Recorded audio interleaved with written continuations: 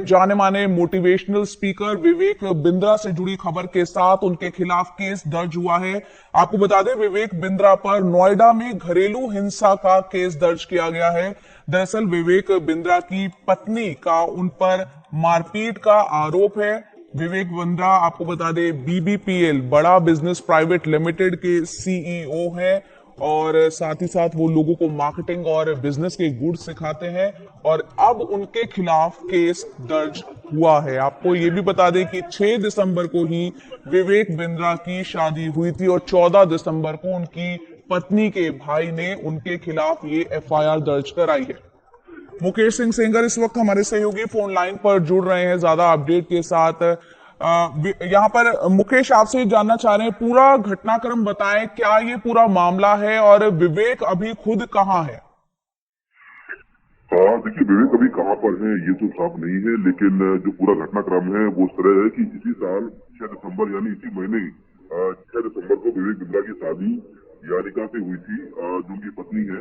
और अगले ही दिन यानी 7 दिसंबर की सुबह करीब 2:30 बजे आरोप ये है कि वो अपनी माँ से झगड़ा कर रहे थे।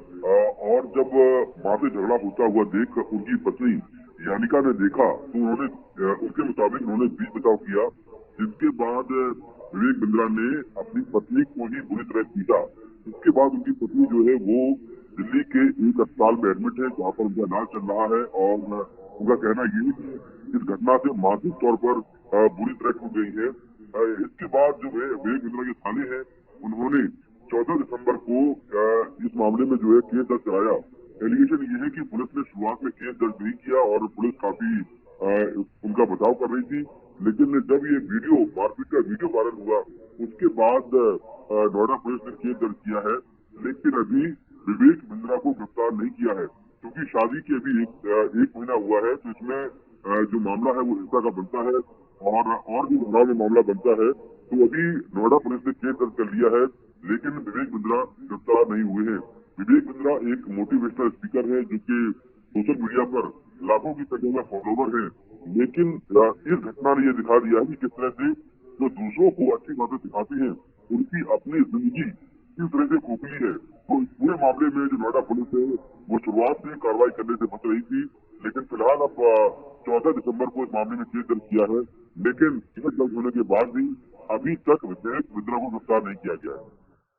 बिल्कुल, यहाँ पर आप ये भी बता रहे हैं विवेक बिंद्रा के खिलाफ शुरू में केस दर्ज करने में भी पुलिस कतरा रही थी। अब विवेक बिंद्रा को ढूंढने के लिए, क्योंकि वो अभी फरार चल रहा है, क्या कोशिशें चल रही है पुलिस की तरफ से, क्या कहा जा रहा है? और साथ ही विवेक के जो ससुराल वाले हैं, क्योंकि उनकी पत्नी के भाई ने ये केस उनके खिलाफ दर्ज कराया है, वो क्या कह रहे हैं? उनसे कोई संपर्क साधा जा सका है? देखिए, वो यही कह रहे हैं कि शादी 6 तारीख को हुई और अगले ही दिन उन्होंने पत्नी के साथ मारपीट कर दी, यानी कि शादी को 12 घंटे भी नहीं हुए थे और उसके बाद उन्होंने अपनी पत्नी को मारा। तो ये दिखाता है कि विवेक बिंद्रा जो दुनिया को ये बताते हैं कि वो एक मोटिवेशनल स्पीकर है और अच्छी बातें सिखाते हैं, उनकी जो मानसिकता है वो क्या हो सकती है। तो उनकी जो पत्नी है वो काफी ट्रॉमा में है और वो अभी एडमिट है और इलाज चल रहा है। जो पत्नी है यानिका, वो गाजियाबाद की रहने वाली है और इसी साल 6 दिसंबर को शादी हुई है। तो जो उनकी पत्नी का परिवार है वो काफी नाराज है और दुखी भी है इस घटना से कि किस तरह से शादी के अगले ही दिन उन्होंने पत्नी के साथ मारपीट की है। और विवेक बिंद्रा पढ़े लिखे इंसान है, उसके बाद भी इस तरह की घटना की है। तो अभी इस पूरे मामले में नोएडा पुलिस जो है वो उसमें केस दर्ज कर दिया है, लेकिन अब तक उन्हें गिरफ्तार क्यों नहीं किया गया है ये बात है।